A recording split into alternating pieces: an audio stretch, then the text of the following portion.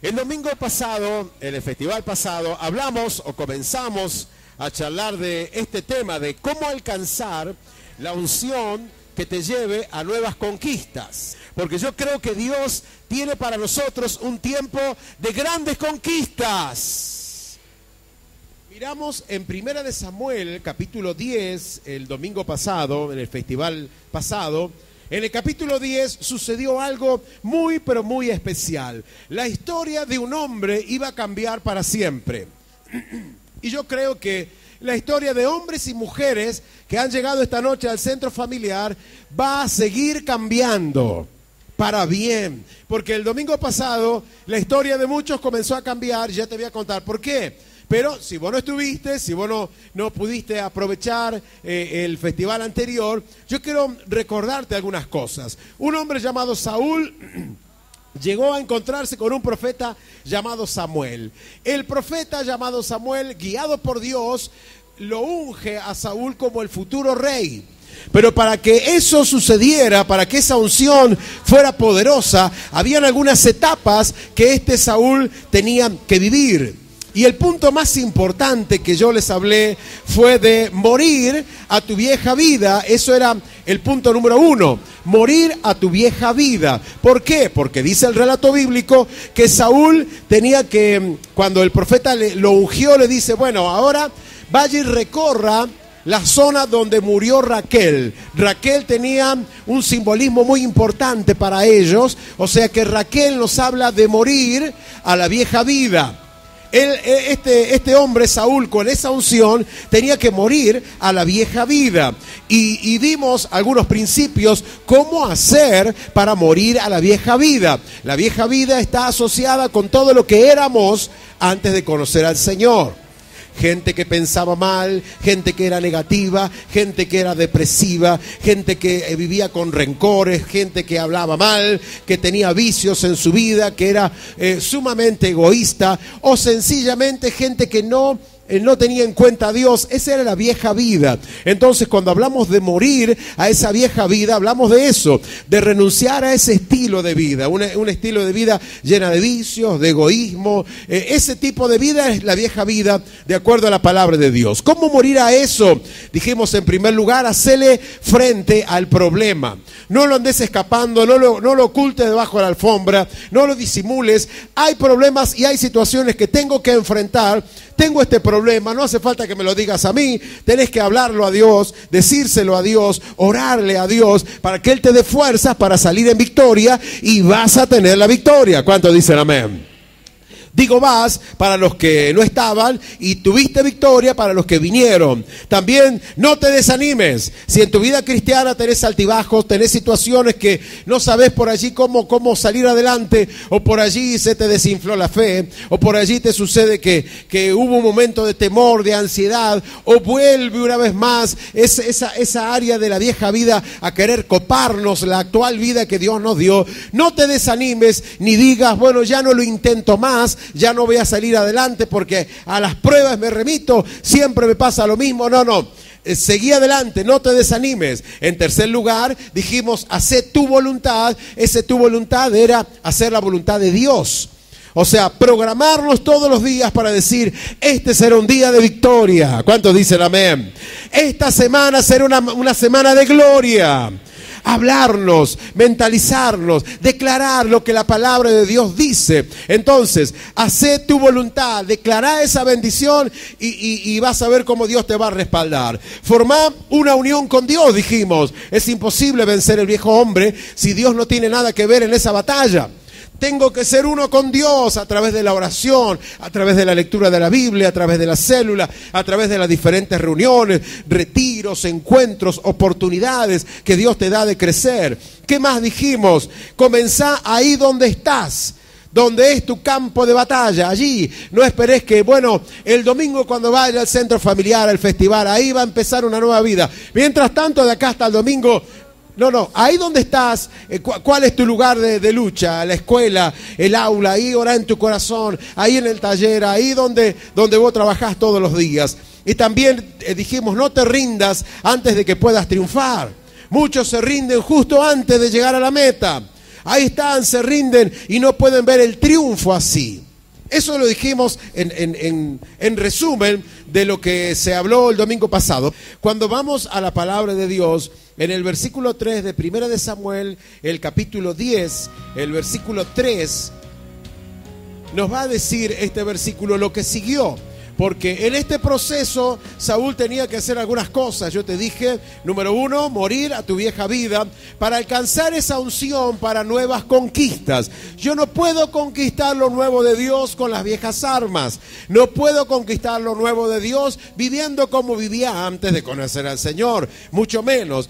Y dice el versículo 3 entonces, de allí seguirás más adelante, porque le iba relatando el profeta lo que él debía hacer. Seguirás más adelante, llegarás hasta la encina de Tabor, que era un monte, y allí te encontrarás con 3 hombres que suben a Dios en Betel, uno llevando 3 cabritos, otro llevando 3 tortas de pan y otro llevando un odre de vino. Eso es lo que el profeta le dijo, y sobre eso quiero girar en el segundo punto que vamos a mirar esta noche. Solo veremos este punto. Lo segundo para alcanzar la unción que te lleve a nuevas conquistas es ofreciéndote al Señor. Eso es lo segundo. ¿Querés decirlo conmigo? Ofreciéndote al Señor. Ese es el segundo punto. Vamos a decirlo de forma personal. Ofreciéndome al Señor. ¿Querés tener nuevas conquistas?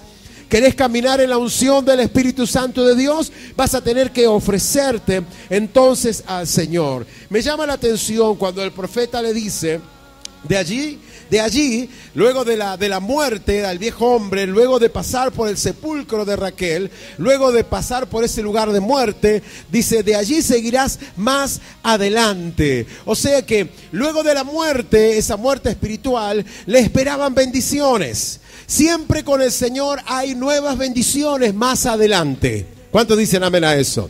Más adelante, Dios tiene bendiciones para vos mañana también. Dentro de una semana, dentro de un mes, dentro de un año, Dios tiene bendiciones. Dios te va a ir sorprendiendo. Le dijo a este hombre, más adelante te vas a encontrar con nuevos desafíos. Vos te vas a encontrar con nuevos desafíos. Más adelante, como hijo de Dios, hay nuevas etapas. Si la vida cristiana fuera solamente sentarnos en una silla el día domingo, te diría que es aburrida la vida cristiana.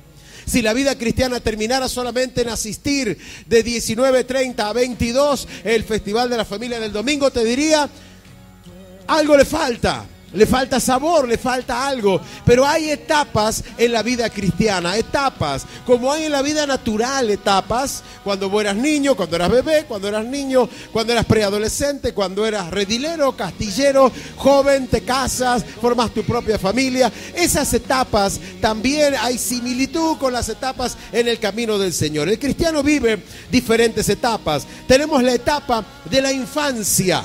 Habrán cristianos aquí que están en la etapa de la infancia. La infancia es cuando vos recibís al Señor en tu corazón y comienza tu vida cristiana. Y en la etapa de la infancia, ahí tenés la etapa de la infancia, uno comete errores en el camino cristiano propio de la inmadurez. Atención, porque yo quiero que vos puedas prestar atención a ver si estás transitando esa etapa. La etapa de la infancia es cuando uno vive como cristianos al filo de las emociones y se guía puramente por las emociones. Entonces, en la etapa de la infancia, yo tengo muchos subidas y bajadas, mucha inestabilidad, porque hoy soy feliz, porque me pude comprar esto, porque Dios respondió. Pero mañana no lo consigo y me deprimo. Mañana veo que otros son bendecidos. Entonces, como vivo en la etapa de la infancia espiritual, miro cómo hacen los niños. Viste que si vos a tus hijos no le das a los dos lo mismo, hay problema. Tenés que darle a los dos lo mismo, si no va a haber problema. Entonces, el que transita la etapa de la infancia espiritual es ese que mira cómo Dios lo bendijo a aquel con una pantalla LED, con un televisor LED, y yo tengo este viejo televisor que no anda y le pego y le pego. Entonces, ¿qué deduce la mentalidad infantil cristiana? Dios lo ama más a él que a mí. Él pudo cambiar el auto y yo no. Dios lo ama más a él que a mí. Dios lo sanó a él y a mí no. Dios lo ama. Entonces, ¿qué hace el que es infante cristianamente hablando? Se deprime, se bajonea, piensa mal, con rapidez y se ofende también con rapidez. Es como, ¿se acuerdan del personaje del Chavo del Ocho? Hemos preparado un videíto, porque es similar a lo que le pasaba al Chavo del Ocho. A ver, esto hacía el Chavo. Siempre mal a él. ¿Qué cortó las flores? El Chavo. ¿Quién ensució el patio? El Chavo. ¿Quién rompió el vidrio? El Chavo. ¿Quién descubrió América? Yo no fui. Pero en la etapa infantil muchas veces somos así, hermanos. El infantil en las cosas espirituales cree que a él es el que más mal le va en el mundo. Cree que él es el último orejón del tarro, el que Dios le contesta a todos, y si queda tiempo, le contesta a él. La otra etapa es la etapa de la juventud. ¿Por qué te digo esto? Porque Samuel le dijo a Saúl, bueno, seguí más adelante, hay etapas en tu vida cristiana. En la etapa de la infancia es la etapa más inestable. Son los primeros pasos, cuando todavía tenés la presión de las amistades y vos no decidís todavía por cuenta propia, no has echado tus raíces en Dios. Entonces es muy probable, y muchas veces sucede, que en la etapa de la infancia muchos dejan. ¡Wow! Pero luego viene la etapa de la juventud. Puede ser que en la etapa de la juventud el cristiano tenga altibajos, pero ya no duda del amor de Dios. ¿Habrá aquí hermanos que van por la etapa de la juventud? Sí. Había muchos infantiles. En la etapa de la juventud se comienzan a desarrollar hábitos de la lectura de la Biblia. Ya no dependo de que mi líder me diga que lea la Biblia, yo ya la leo todos los días. Ya no dependo de que mi líder me diga tenés que orar, yo oro todos los días. Es la etapa de la juventud, donde ya comienzo a desarrollar y hago esta aclaración. No tiene que ver con la edad, sino tiene que ver con la madurez espiritual. Entonces, en la etapa de la juventud, en esa etapa empieza a tener el cristiano sus primeras experiencias con Dios. Ya discierne la voz de Dios. Sabe, como esta noche, como en esta reunión, que Dios le está hablando al corazón. ¿Cuántos dicen amén? Entonces quiere aprovechar la voz de Dios hablándole a él. Ha entendido en la etapa de la juventud que Dios tiene un plan para él. Está la etapa de la infancia, está la etapa de la juventud, y tengo la tercera etapa, la etapa de la madurez. Ay, esa etapa de la madurez. O sea, ya en la etapa de la madurez el cristiano no tiene dudas que el Señor está a su lado. Todos los que tienen seguridad de que Dios está con ellos, denle un aplauso al Señor, porque ahí tenemos que llegar a la etapa de la madurez. Pase lo que pase, Dios no me va a soltar de su mano y yo no me voy a soltar de la mano de Dios. Es la etapa de la madurez, cuando ya no me importa lo que piensen los que están a mi lado, o los que están a mi lado allá en la fábrica, o en el taller, o en el colegio. Yo amo a Dios, soy un loco por las cosas de Dios. Es la etapa de la madurez espiritual. Ya en la etapa de la madurez espiritual, la persona es de bendición para otros, que todavía no lo habíamos mencionado, porque en la infancia y la juventud el creyente ora para él. Las oraciones son para mí, bendíceme a mí, prospérame a mí, sácame a flote a mí. Pero cuando el cristiano maduró espiritualmente, ahora mira como Dios mira, y mira a los pecadores, y es un bendecidor serial. Viste que está el violador serial, el sátiro serial, el que mata así a rolete a mucha gente. Bueno, en este caso, el que es maduro espiritualmente bendice a todo el mundo. ¿Cuántos dicen amén? En eso se nota que esa persona es una bendición. ¿Por qué? Porque ya asume un ministerio. Ya quiere ser parte del equipo de Dios en el centro familiar. Ya quiere ser parte de lo que está pasando. Quiero colaborar en algo. ¿Qué hace falta? Esa es la expresión más hermosa que un pastor puede escuchar. ¿En qué puedo ayudar? Ay, cuando vos escuchás eso le das la gloria a Dios. Que los hermanos, ahí te das cuenta que la persona maduró.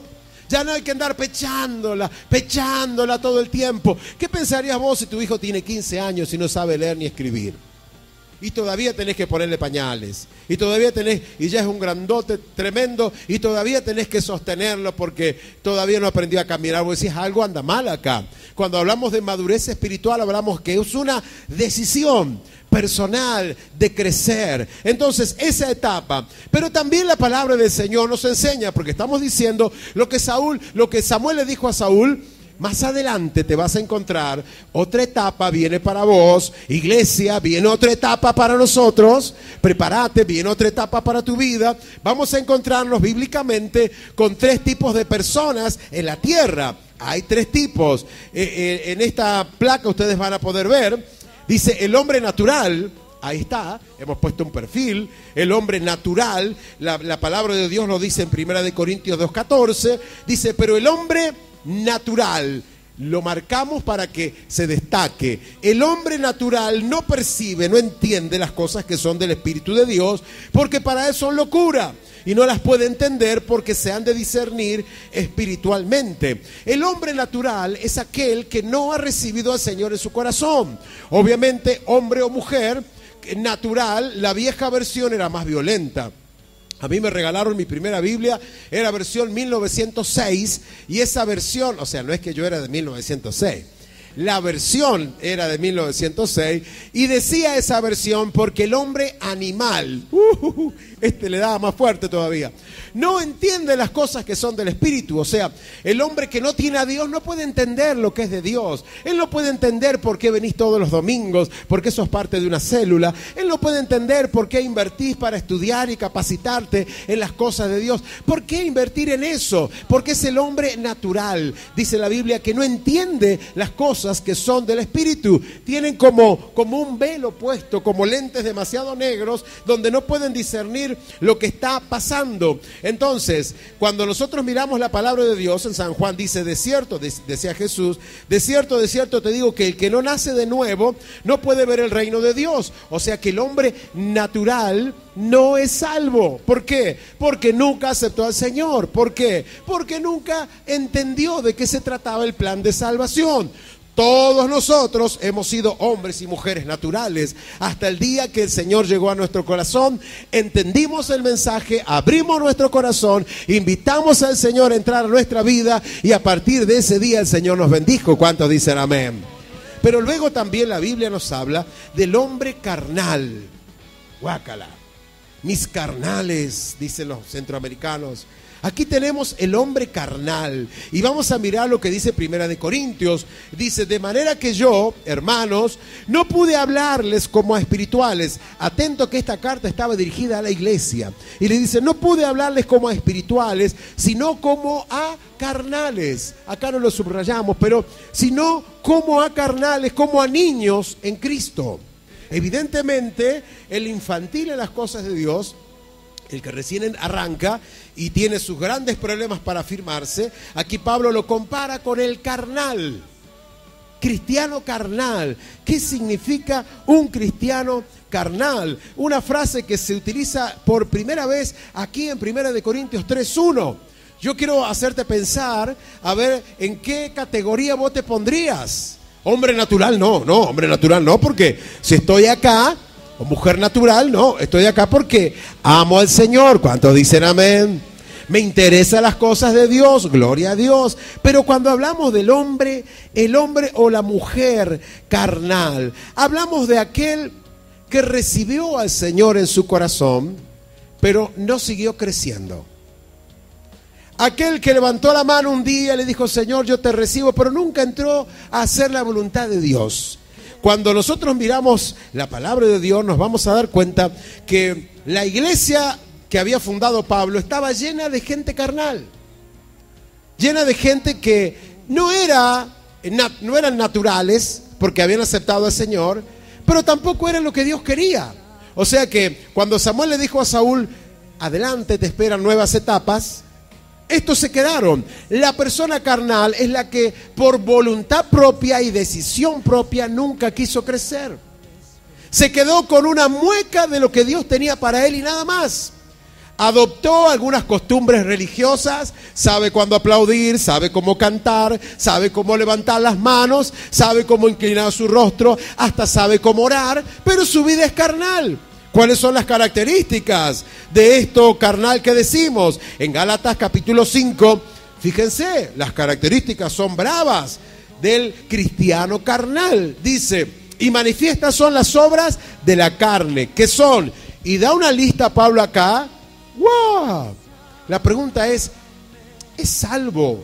Es una pregunta de capacitación ministerial esta, como para charlar esta respuesta largo y tendido con los estudiantes. ¿Es salvo un cristiano carnal? Porque ya no es natural, o sea, ya pasó a otra etapa. Ya aceptó al Señor, abrió su corazón, pero ahora es un cristiano carnal. No está siendo el cristiano espiritual que Dios quiere. No estoy tan perdido como el natural, pero no soy tan bueno como el espiritual. Tengo un poquito de aquel y un poquito de este. Entonces, ¿dónde encajo yo ahí? Si es una etapa nueva la que Dios me quiere llevar, a ver qué dice la Biblia. Manifiestas son las obras de la carne, y acá da una lista. Adulterio, fornicación, inmundicia, lascivia, idolatría, hechicería, enemistades, pleitos, celos, iras, contiendas, disensiones, herejías, envidias, homicidios, borracheras, orgías y cosas semejantes a estas, acerca de las cuales les amonesto, decía Pablo, como ya se los he dicho antes. Y remata con esto, hermanos. Presten atención, por eso tomo aire. Y remata con esto: que los que practican tales cosas no heredarán el reino de Dios. O sea que el cristiano carnal, de acuerdo a lo que escribe Pablo aquí, está perdido. Está perdido aún adentro de la iglesia. ¿Cómo es posible que esté perdido dentro de la iglesia? Es que no dejó a Dios obrar en él. Por eso es el cristiano carnal.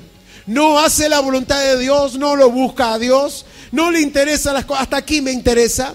Si puedo cambiar el auto, hasta aquí me interesa. Ampliar la casa, comprar el terreno, gracias Señor, conseguí lo que quería. Y nos quedamos allí. Seguimos teniendo pleitos, disensiones, odios, bronca. Nos permitimos alguna que otra borrachera, algún que otro homicidio. No será mucho eso. Nos permitimos, qué sé yo, contiendas, alguna que otra herejía. Los estudiantes de la capacitación ministerial. Nos permitimos algunas de estas cosas. Entonces, tengamos en cuenta algo, hermanos, que la carnalidad no es vencida cuando vos te convertís al Señor. Yo levanto mi mano y le digo, Señor, te acepto en mi corazón como mi Salvador personal. La carnalidad no es vencida ahí. Porque si no, Pablo no hubiera escrito eso a la iglesia. Porque eso es lo que pasaba en la iglesia. Eso no sucedía en el mundo, pasaba puertas adentro de la iglesia. Y hoy pasa a puertas adentro de cualquier iglesia. Gente que tiene estas realidades y estos problemas. Lo único que remueve a la carnalidad, yo quiero que puedan ver la placa, porque es lo único que va a remover a la carnalidad. ¿Qué es lo que remueve y quita la carnalidad? La santificación. Es lo único. Vos decís, aceptó al Señor, ya está. No está. Porque la conversión es un momento, la santificación es un proceso. Te lo repito. La conversión es un momento. Yo levanté mi mano y acepté al Señor en mi corazón. Pero de ahí en más, si yo no vivo como Dios manda, si no vivo como Dios lo pide, me transformo en un cristiano carnal. Y el cristiano carnal, de acuerdo a Gálatas, es lo mismo que fuera uno natural. El natural no tiene a Dios, se va al infierno. Tiene a un Dios mental y no hace lo que Dios quiere. De acuerdo a Gálatas, tampoco entrará al reino de Dios. ¡Wow! La santidad es lo único. Dice Primera de Tesalonicenses 4:3, pues la voluntad de Dios es la santificación de ustedes. El deseo de Dios, el propósito de Dios es que a lo largo de tu vida cristiana vayas venciendo el pecado, vayas viviendo en santidad, vayas agradando a Dios en todas las cosas. Si vos querés intentarlo, dale un aplauso al Señor, porque yo quiero vivir como Dios manda, como Dios lo desea. Entonces tenemos el hombre espiritual, es la tercera característica, la tercera etapa, el hombre espiritual. ¡Ay, el hombre espiritual! Dice Corintios, en cambio, el espiritual. ¿Quién es el hombre o la mujer espiritual? Ya vimos al carnal, ya vimos al natural. No encajaste, espero que no encajaste ninguno de esos dos, sino que encajes en este. En cambio, dice, el espiritual juzga todas las cosas, pero él no es juzgado de nadie. O sea, que el hombre espiritual ha aprendido a morir en la cruz con el Señor todos los días, para parecerse más al Señor todos los días. Ha crucificado los deseos de la carne, esa inclinación a pecar, lo ha superado en el nombre de Jesús, se ha acercado bien a Dios para tener victoria cada día. ¡Wow! Algunas características del hombre espiritual: tiene el entendimiento y los deseos de Dios en su mente. Tiene el fruto del Espíritu en su corazón. Características del hombre espiritual: es guiado por el Espíritu Santo. O sea, el Espíritu de Dios lo guía todos los días. ¿Cuántos dicen amén a eso? Ay, sentirte guiado por el Espíritu Santo, qué bendición. El hombre espiritual ha sido transformado y piensa también como el Señor. Las reacciones del hombre espiritual son las reacciones que hubiera tenido el Señor aquí en la tierra, porque es una persona impregnada de la presencia de Dios. También vamos a encontrar que dice Gálatas 5:22, mas el fruto del Espíritu, o sea, el hombre espiritual tiene este combo, este pack. Lo tiene el hombre espiritual, aquel que va a caminar hoy hacia una nueva etapa, aquel que va a superar la infancia, la inmadurez espiritual y va a ascender un escalón. ¿Cuántos dicen amén a eso? Hoy nos vamos a rendir al Señor. Dice, más el fruto del Espíritu. Fíjate de qué está lleno el hombre espiritual, de qué estás lleno vos. Amor, gozo. Ay, qué bueno, che. Es una persona que vos la mirás y te das cuenta. Tiene amor para dar a esa persona. Da gusto estar con él. Es una persona que tiene gozo. A pesar de las dificultades, a pesar de los problemas, siempre tiene un coro allí que está cantando. Anda por la vida sonriendo porque sabe que aunque haya dificultades, el gozo del Señor es nuestra fortaleza. Así dice la Biblia. Él tiene amor, tiene gozo, tiene paz. El hombre espiritual tiene paz. ¿Sos una persona que tiene paz? ¿O sos una persona que todo el tiempo respira cortito porque le está faltando aire, porque tiene que correr todo el día? ¿Tenés paz en tu corazón? ¿Podés parar un poco y darle gracias a Dios por la multitud de bendiciones que Dios te ha dado? Por disfrutar las cosas lindas de la vida, porque Dios te ha ido llevando de etapa en etapa y siempre Dios estuvo a tu lado. El otro día estaba haciendo marcha atrás del auto y me vi proyectado en un nene que estaba ahí adelante.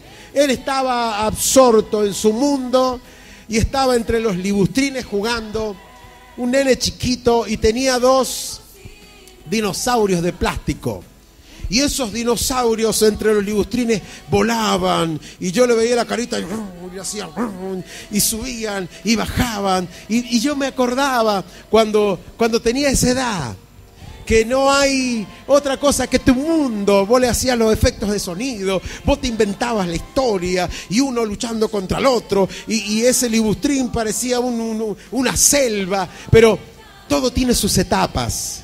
Si todavía en tu vida espiritual estás en esa etapa de la infancia, hoy será la noche que vos tenés que desafiarte y comenzar a crecer. ¿Cuántos dicen amén a eso?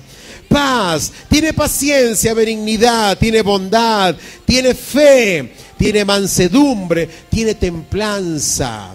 El otro día pensaba en esta palabra templanza, y en la escuela técnica a la que yo fui nos hacían templar los materiales. Entonces el material se ponía al rojo vivo ahí en la fragua y luego se le hacía un baño de aceite o un baño de agua, depende de la dureza que uno quisiera darle al material. Entonces quedaba por fuera, el material quedaba templado, quedaba duro para lo que se fuera a usar ese material.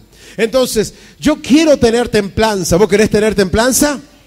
Pero no te olvides que para tener templanza Dios te va a pasar por la fragua de los problemas, de las pruebas, de las dificultades. Y vos vas a experimentar situaciones realmente difíciles, pero vas a ver la mano poderosa de Dios acompañándote. Y te vas a dar cuenta que te vas a transformar en un cristiano templado. ¿Qué significa templado? Que estoy duro para las cosas que significan pecar, caer, desobedecer, y sensible para la voz de Dios. Entonces, templanza es una característica del cristiano espiritual. Si yo soy un cristiano carnal, soy carnal porque no escucho la voz de Dios. Y si no escucho la voz de Dios, el Espíritu de Dios no me puede guiar. Porque el Señor Jesús dijo esto: mis ovejas, fíjense en Juan 10:27, mis ovejas oyen mi voz y yo las conozco y me siguen. ¿Cómo vas a seguir la voz de Dios si no la escuchás? ¿Cómo vas a seguir la voz de Dios si no la entendés, si no la discernís, si no te das cuenta hacia qué dirección el Señor te va guiando? ¿Qué tipo de cristiano sos? ¿Sos un cristiano carnal, natural? ¿Sos un cristiano espiritual? Dice este relato que Dios le dijo Samuel le dijo al profeta: andate a la encina de Tabor. Buscaba Tabor y encontré esta imagen, a esta montaña. Andate a esta montaña porque van a pasar cosas aquí. Y buscaba qué cosas o qué eventos sucedieron en Tabor. Porque Tabor era el lugar donde Dios lo invitaba a este hombre, porque allí iban a sucederle cambios. Y en Tabor, dice el relato bíblico, que una mujer llamada Débora llevó al ejército de Dios y Dios le dio una tremenda victoria por mano de esta mujer, guiadas por esta mujer, y fue en este monte, el monte de Tabor. El Señor Jesús llevó a los discípulos en cierta oportunidad y dice el relato bíblico que Él se transfiguró, o sea, cambió su imagen. Tenía toda la gloria de Dios sobre su vida y fue en este monte, en el monte de Tabor, o sea que era un lugar de victoria y era un lugar de gloria. Yo creo que el centro familiar esta noche se puede transformar en el monte de Tabor, en un lugar de victorias y en un lugar de gloria. Si vos estás de acuerdo, dale un aplauso al Señor, porque eso tiene que ser así. Este tiene que ser ese lugar. Y le dijo: cuando vos subas, porque vos vas a ir en dirección a Betel, cuando vos subas te vas a encontrar con 3 hombres que suben a Dios en Betel. En este tiempo, en el relato bíblico, no había templo todavía en Israel. Entonces en Betel ellos iban y ofrecían sus sacrificios y realizaban sus ofrendas. Los animales que ellos llevaban, lo que ellos llevaban como ofrenda eran los sustitutos de cada uno de ellos. Entonces estos hombres llevaban simbolismos muy importantes también para nosotros. El animal que ellos llevaban entonces era el sustituto. ¿Por qué? Porque iba a ser sacrificado. Y dice que uno de ellos llevaba un cabrito para ofrecerlo allí en Betel.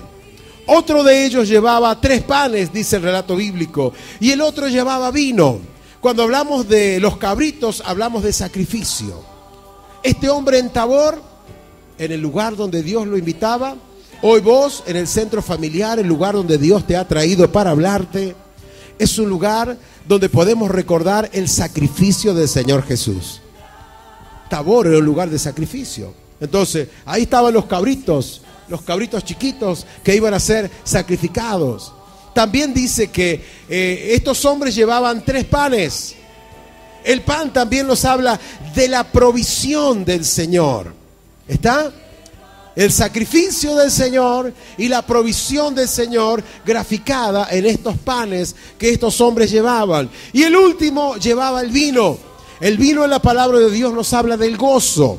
O sea que en Tabor, en ese lugar tan especial, aquellos que lo crean, aquellos que se animen a ofrecerse al Señor, como Saúl lo iban a hacer, iban a encontrar en el Señor Jesucristo el sacrificio perfecto. ¿Cuántos dicen amén a eso? Iban a encontrar en el Señor Jesucristo la provisión perfecta. ¿Por qué? Los panes hablaban de la provisión perfecta. También iban a encontrar en Cristo el gozo perfecto. O sea, cuando estamos en el lugar que Dios está, podemos ofrecernos a Dios, porque Él tiene toda la bendición que nosotros necesitamos. ¿Estás dispuesto esta noche a presentarte delante de Dios? Porque Dios está derramando una unción nueva para nuevas conquistas. Dios está derramando una unción nueva para enfrentar nuevas situaciones. ¿Cómo le pasó a este hombre? ¿Qué le dijo el profeta? Seguí más adelante.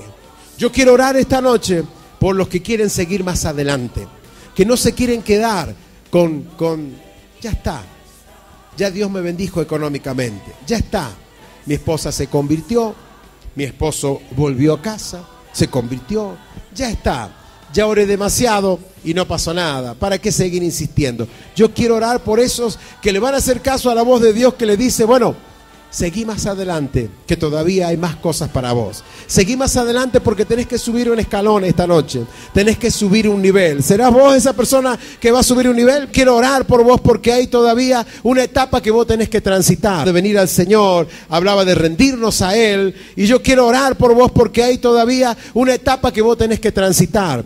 Hay una etapa donde vos tenés que decirle al Señor, Señor, yo me ofrezco delante de tu presencia.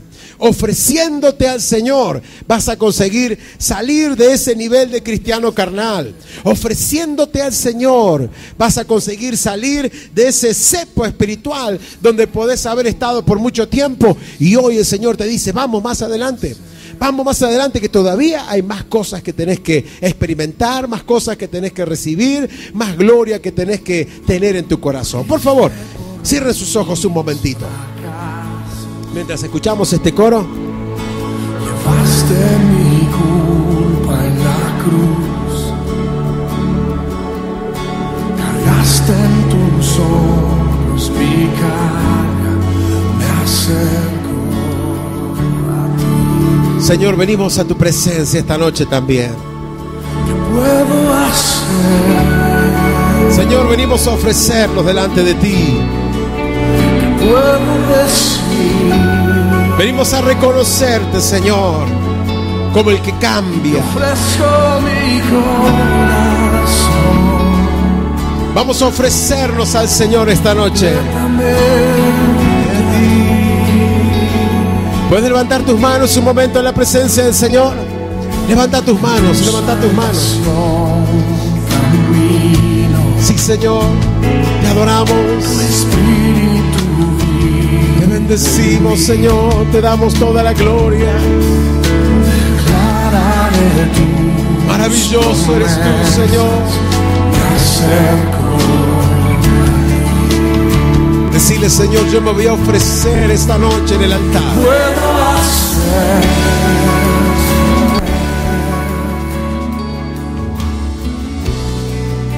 ¿Qué puedo decir?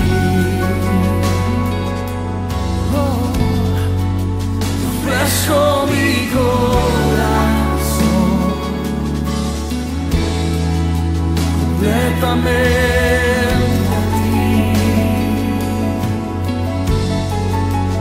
Puedo hacer, puedo decir, yo ofrezco mi corazón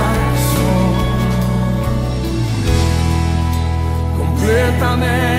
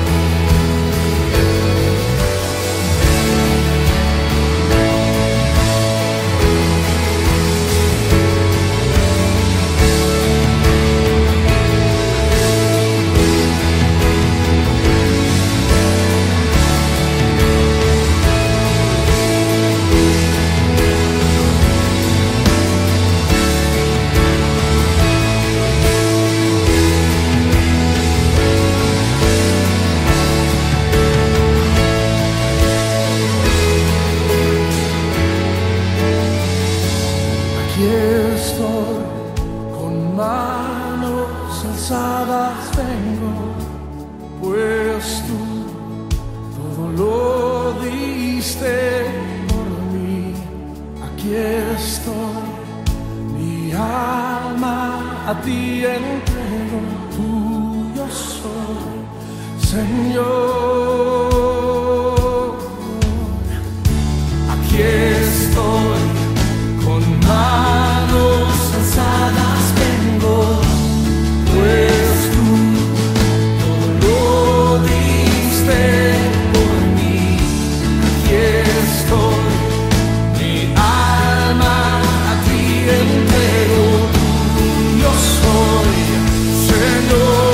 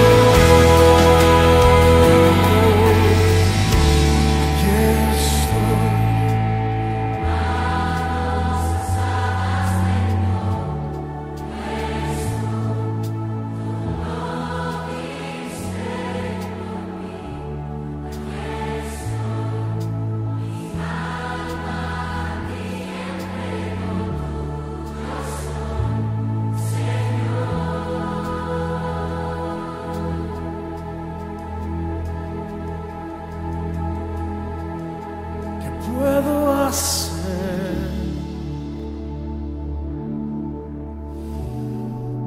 ¿qué puedo decir?